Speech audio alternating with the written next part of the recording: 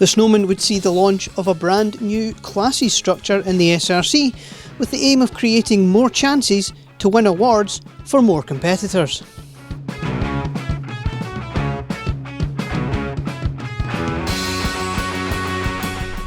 Five would start but none would finish.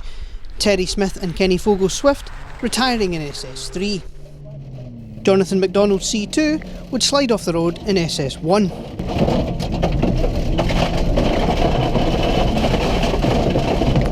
Well, now looks like Peugeot.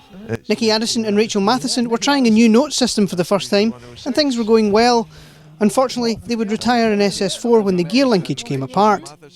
From Bewley. Both juniors, yeah. And campaigned this car for, is it 2 years? 2 years now. Third year, yeah.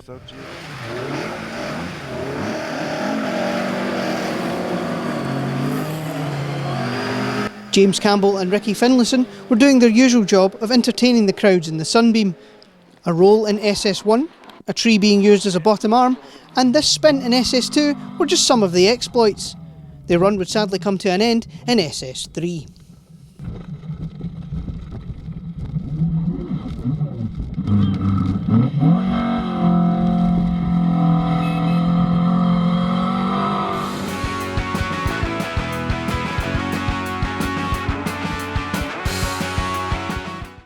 The carnage would continue in C3 with only one crew making the finish.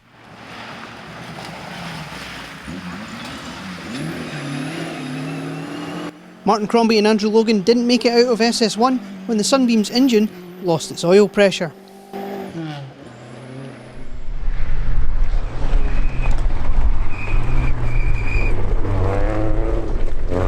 Jordan Anderson would make it all the way to the final stage before retiring in his 306 when the battery ran out of charge.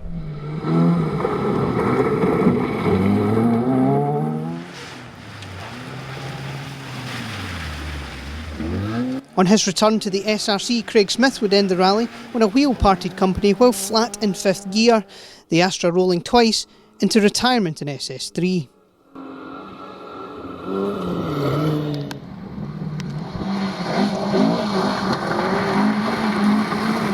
Registered for the championship. Yep, he has, aye. And here we go. Ali McLeod and Thomas Jefferson made it into second service but wouldn't go any further after mechanical failure. Mark Mr. Jefferson in the hot seat. It's been about a good probably year and a half since done a full-blown event, so I just want to take this event how it comes and hopefully get to the end, and then we'll see if we're going to carry on competing and see what we can do, really. Yeah.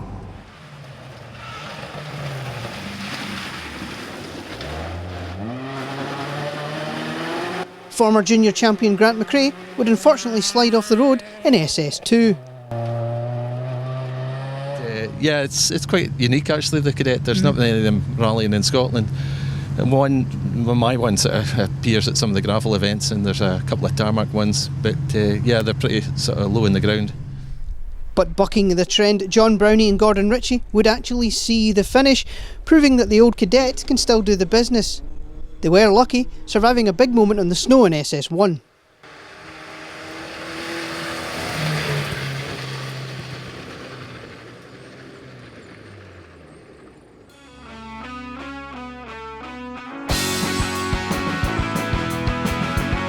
So Roo, you obviously decided that a Sunbeam was far too sensible and mainstream, so you're like, what I'll get is the big yellow car back out. Aye, it's a decision I had to take early on.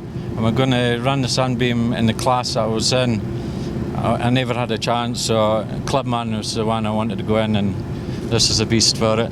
That's me in C4, I think, in the Clubman, so see what I can do in this. I've got loads of power here. Well, Andy Kelly did reckon you'll be making the stages a bit wider. I'll certainly clear the road anyway, with the power that's on this. Roo Campbell had decided to change from his Sunbeam to his Sierra for 2020. With Shayna Archibald alongside, Roo would unfortunately be out in SS2 after the rear suspension broke.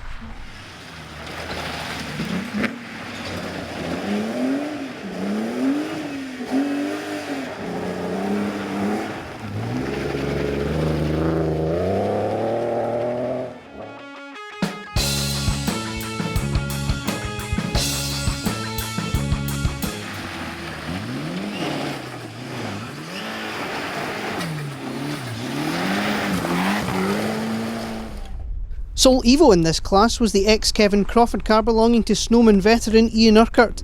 He would take 6th in class at the finish and 56th overall.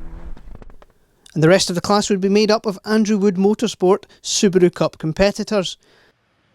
Brett McKenzie and Susan Shanks would be the only non-finisher, sliding off the road with broken steering in SS2.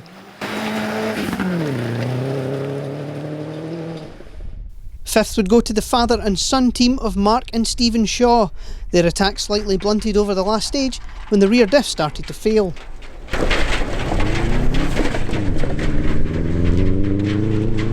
So, Mike, another Subaru Cup competitor. You got a couple in front of you to chase. How do you think you'll get on? Well, if we catch them, I'm going to shove them off. That's a perfectly legitimate strategy, I think. Yeah, we're having a bit of banter. I'm telling them, no mistakes, Brett, because I'll be on your tail.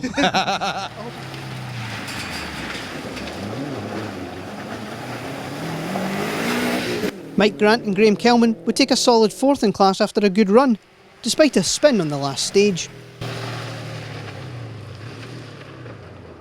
No, we only got the car about a week ago, so a lot to do and learn, but we'll get there. Yes, here we go. I don't think that 306 technique will translate very much to Impreza technique. I don't think it will somehow. Still the same sideways action, but we'll see how we get on. Just you've got the rear wheels pushing you now as well. Exactly, yeah. Just encourage us on a bit, really. So. Third on his first event as a Subaru pilot, Michael Renton was really happy with how the new car was going. A spin in SS2 and forgetting to switch on the diffs in SS3 were just minor issues after a good drive.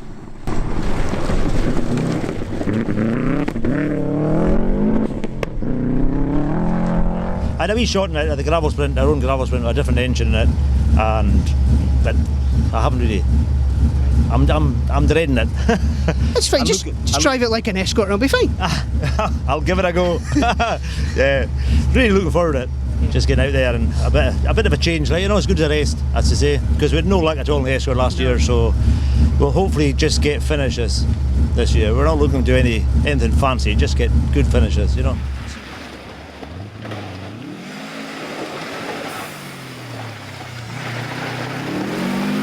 Also moving into Subaru Power, John and Megan O'Kane would also survive a few moments on their way to 2nd.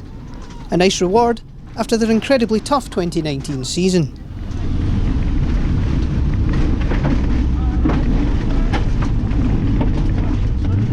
Two stages in, it looks like leading the Subaru Cup, mate. Yes, we are. 23rd overall. First 2 stages pretty slippy. Wee bit of ice, snow. It's a lot of good fun though. We're here. 2 stages in, service, car's good to go. We'll go and do the next one. I think it's Rogie, so just keep chipping away and trying to see if we can win this bloody Subaru Cup this year. That's the plan anyway. And taking the class and cup, Mike and Michael Moats were well happy with the car after its winter rebuild, the car looking and sounding sharper than it did in 2019, and they were rewarded with an excellent 24th overall.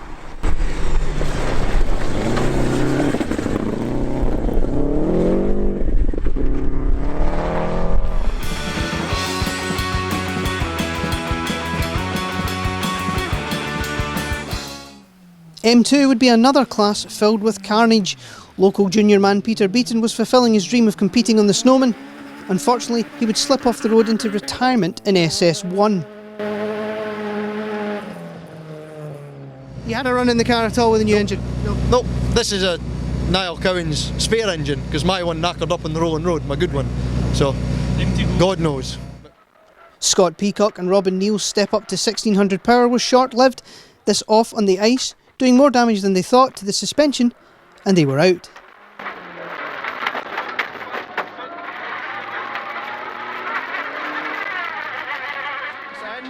Ditch outside, and open hairpin right line, hairpin right line. 50 up. Also failing to finish, Neil Cowan Jr. and Callum Shanks survived an early spin, but unfortunately retired with gearbox problems in 2nd service. So left 6 here, and left 7 in. Just watch this wee left 7 here. It goes alright after it.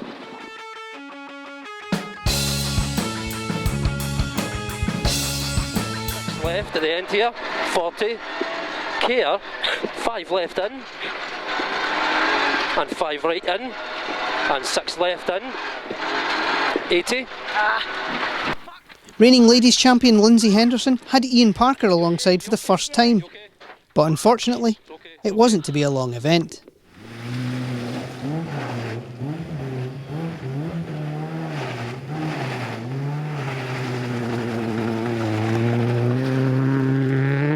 Fraser Smith and Stephen Brown would grab a solid second in class at the finish, despite being hit by another competitor's car mid-stage, the Civic also proving reliable after a rough 2019. Car 60, is it? Yeah. Right, he's giving it some. Yeah. A cheeky wee wave there. Making their return to the SRC after their brief run on the Galloway Hills, Keith and Mary Riddick had started well in the MG, challenging the Fiesta of Bobby Mitchell for top front-wheel drive honours, despite some lurid moments on the ice. Their only real delay was intercom failure on the final stage, Keith making the right decision to back off and guarantee that they reached the finish.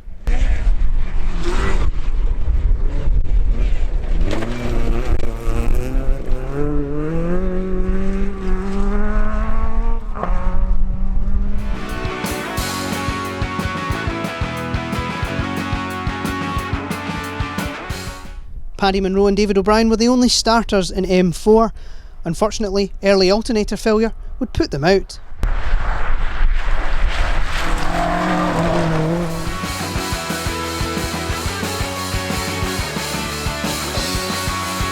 The quote from Craig was there was unfinished business with this car after the border. Aye, well, yeah, definitely. A wee bit different now, but yeah, we're back out. Just really get a finish today, take it from there. Just get round, get some points, and try and get used to the car again. A bit more confidence. That's it. After their monster accident on the 2019 border counties, Luke McLaren and Craig Wallace were hoping the Snowman would prove to be a bit smoother. But that's up for debate. SS1 would see the power steering pump fail, and SS2 would involve a lengthy delay as they had to replace the water pump belt mid-stage. They would finish third in class. No, it's Honda. Oh, Honda, I was right the first time. There you go. Got a wee reversing light on there for some reason. We've got a rebuilt engine, rebuilt front suspension. Yeah, so done a bit of work. Hopefully that'll help us a wee bit. So we'll find out. And you said to me before that this was your dream, was to do this event. You finally made it happen. This is going to be. Are the butterflies going now? A little bit, yeah. It's just I've been here since I was like 7, so and just about everyone since. So I've always wanted to do this. It's always been a bit of a special rally for me because it's been the first one, and I was really excited about it as a kid. So yeah, I'm looking forward to actually getting going and driving on it. So.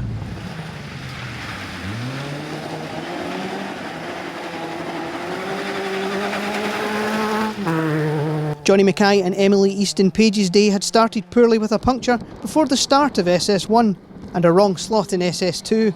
After that, they ran extremely well and were rewarded with an excellent second in class and top juniors.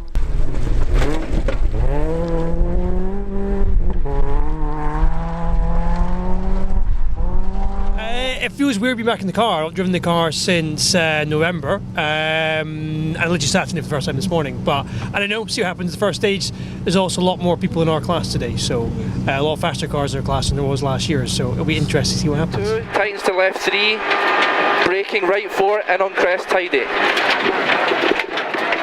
And left 1, and to right 3 over 30, 40 over small crest, right 4 in over crest, 70 left 3 over dip, and braking right 1 over crest, turn right. Leading the two-wheel drives in the slippy early stages, Bobby Mitchell and Ewan Lees would start to lose ground to the big escorts as the weather improved.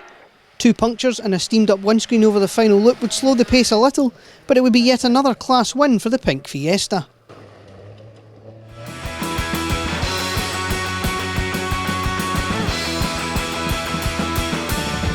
Yeah, and the automatic. Yeah. Aye, an automatic. Whoa, whoa!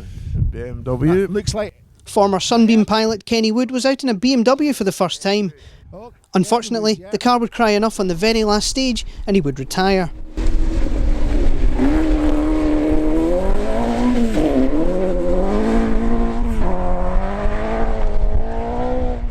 The Sunbeam of David McLeod and Eamon Boyle would round off the class finishers in 6th.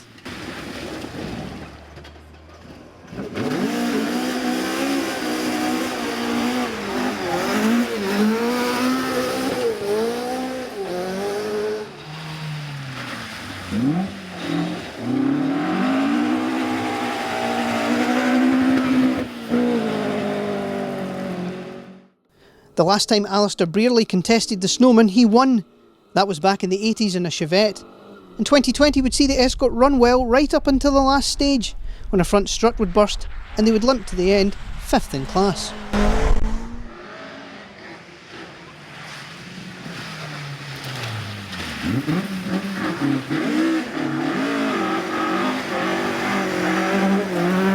Fourth in class would go to the Irish crew of Paul McArlane and Niall McKenna. Alternator problems would cause issues all day, but the big issue was this spin in SS2.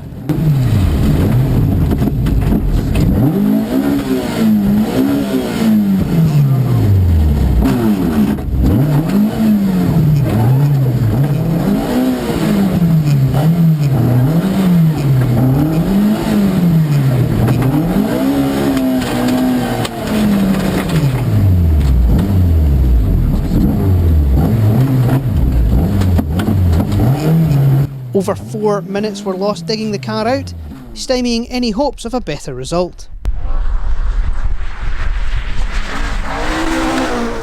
It's been 2.5 years since we were in the gravel, so looking forward to today.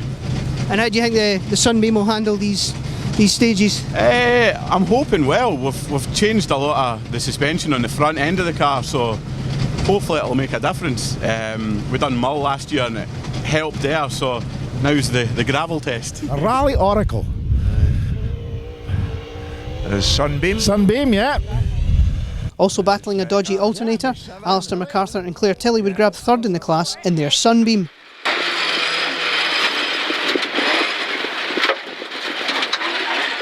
Left 4 in, left 5 in, 60 downhill. Leading the class after SS1, Stephen and Mary Wood would suffer in SS2. A big spin, stall and issues restarting would delay the Fiesta, and they would end the day 2nd in class.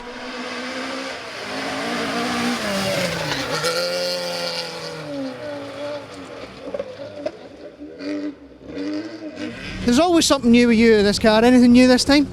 I've lost some weight. Excellent. Lost 2 stone so I can get in and out of it. The car itself's much the same, to be honest. A few cosmetic tweaks, but mechanically it's the same. And this big battle with Ian this year, it's going to have to be... There'll be plenty of rear tyres used anyway. I would say so, aye. I've told Andrew Wood to bring plenty with him for us both, because I think we might need them.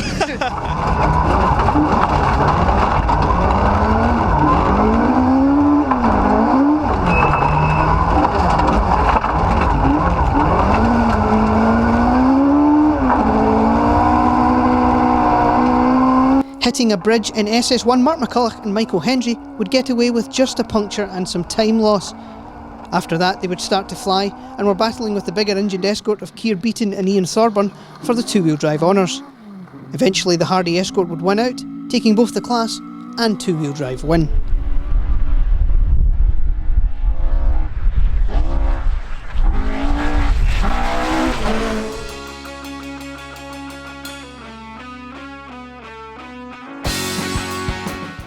We would lose Ian Wilson and Chris Williams in SS1, retiring with broken steering.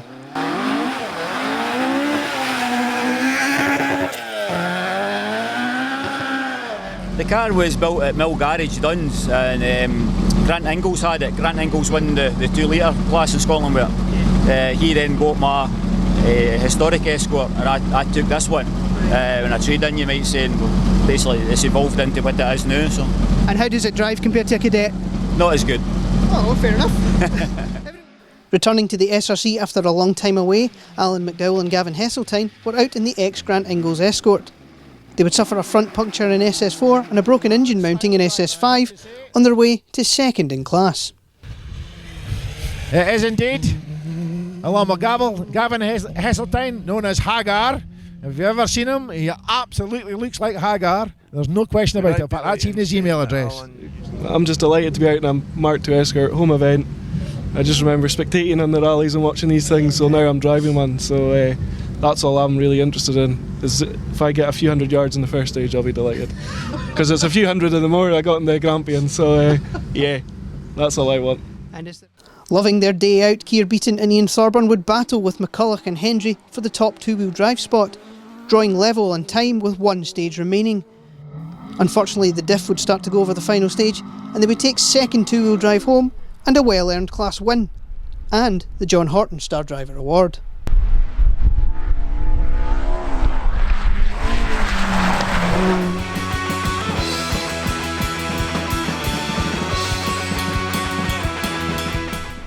Rounding off the class finishers, Ronnie Horn and Stephen Kershat would grab 47th overall at the finish.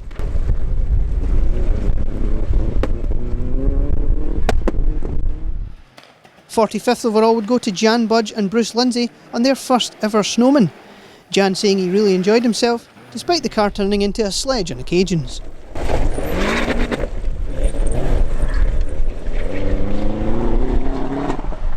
I looked for a year of better luck, but I noticed you were sawing away at the front of the car in the hotel car park. What's that about? There was someone hitting the tyre on full lock, so we just thought we'd get it off and save any troubles. So now that Tapio's giving you a bit of tuition, you're ready to go faster than you ever have before? Oh, if I've remembered only, aye. We'll try. Something with a bit of turbo lag anyway. Just 8 seconds up the road, it was a rough day out for championship supporters Simon Hay and Callum Jaffrey. The car cutting out for 7 minutes in Rogie, ruining their run.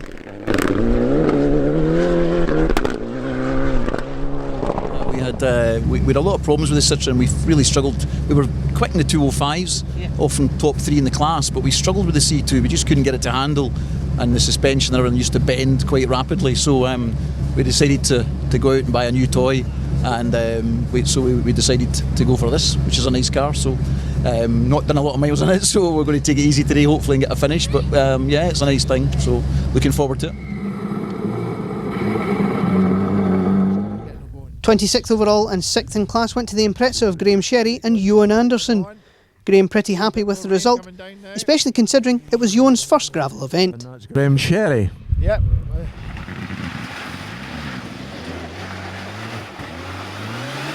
22nd overall would go to Alistair Reid in the Evo 8. The only real issue were a few nasty sounding thumps over the final stage.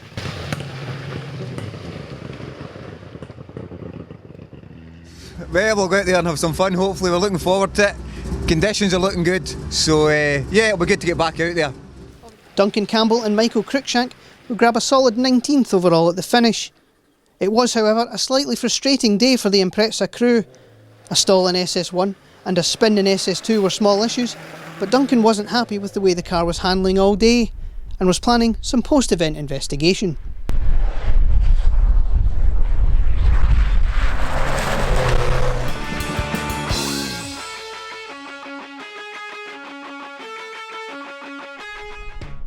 Aileen and John Forrest had made the brave decision to purchase the ex-Bruce McCombie Evo just before the Snowman.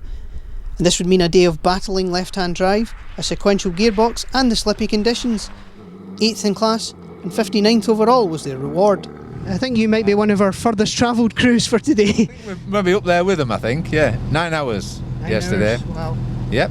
And have you done the Snowman in the past? I don't recall seeing you up here. This is my first time, never been this far north, ever. Right. So the farthest I've been, I think, is Aberdeen.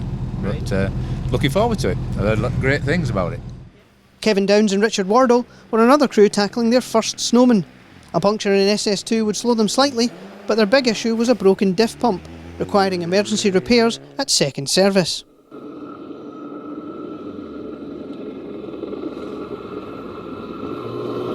Ross, it's been a hell of a long time since we've seen you pigging a car in the SRC. It's not half. It's been a hell of a long time since I've been in a car as well, so see how we get on, see how we got into their finishes on the cards, and that's all I'm going for. Son of former SRC sponsor Alistair, Ross McSkimming was making the switch from tar to gravel and 2 to 4-wheel drive all in one weekend. A sensible run would net him 6th in class and 40th overall.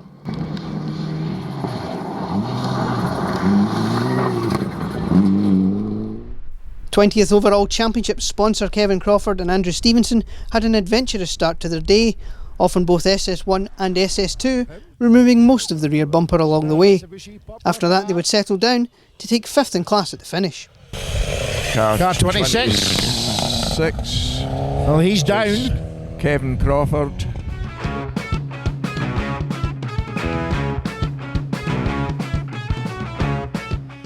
The Snowman could not have started better for the former Group N champions Andy Kelly and Roy Campbell.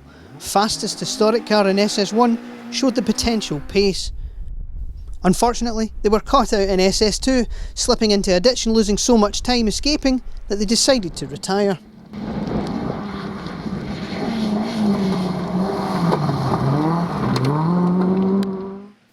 Running on anything from 3 to 5 cylinders all day, Ernie and Patricia Lee's 6-cylinder BMW was able to survive all the way to the finish despite the engine issues.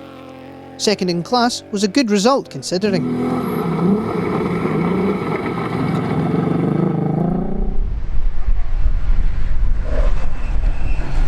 Ian and Don Milne would take the top spot in the class, Ian reckoning this was possibly the toughest snowman he's ever done.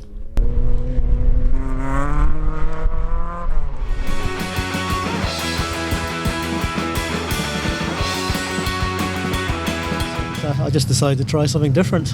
I used to really enjoy them as road cars, back in the sort of 90s, and I just really fancied building one. So. Out for the first time in Scotland in his newly built Legacy, Donald Brooker and Tony Booth would learn more and more about the car as the day went on, taking second in class at the finish. Again, looking very clean in the front end there. I notice he's wiped his number plate anyway. He'll not be getting stopped by the police. And continuing their winning ways from 2019 into 2020, Tom Coftry and Ian Fraser would once again be the top historic crew. The Big Gallant taking a solid 35th overall, along with its 7th class win in a row in the SRC.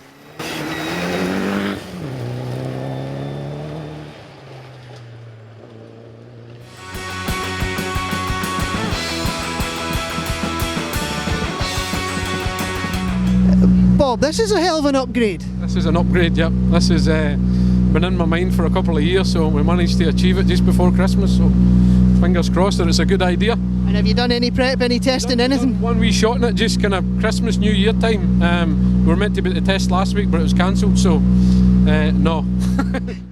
Out in an R5 for the first time, Bob Adamson and Jane Nichols' day wouldn't last long after a wheel came off in Lochletter.